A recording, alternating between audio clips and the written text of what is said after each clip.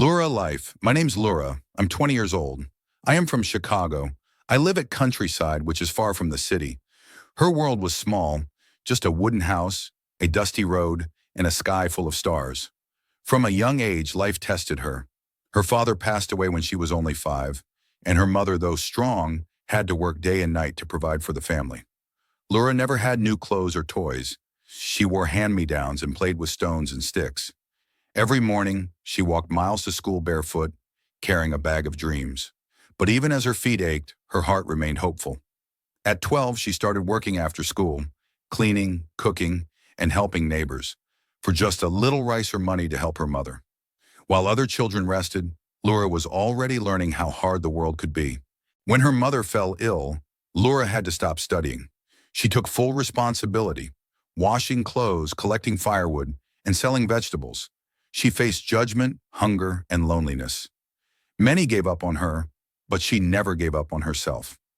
Her life was difficult, not because she was weak, but because she was strong enough to carry it all. Lura cried in silence, but with each sunrise she stood up again. She dreamed of a better life, not just for herself, but for her family, her village, and the little girls who would walk the same dusty road after her. Lura's life was full of pain, but also full of purpose. She was not just a poor girl from a forgotten place. She was a fighter, a survivor, a quiet hero. Lura's rise years passed. Lura grew from a quiet girl into a determined young woman. She still worked hard every day, her hands rough and tired, but her spirit never broke. Every coin she earned, she saved.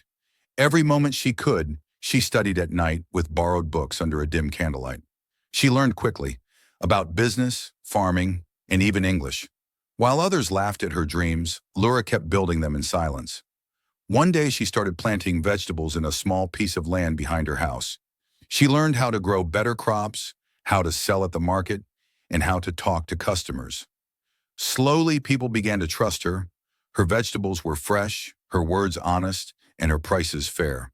From one small stall at the village market, she grew into a supplier for shops in town. Then she opened her own little shop, and then another. She hired other poor girls, girls who were just like she once was, and gave them a chance. Her mother, though weak, lived long enough to see Lura build a new house for her.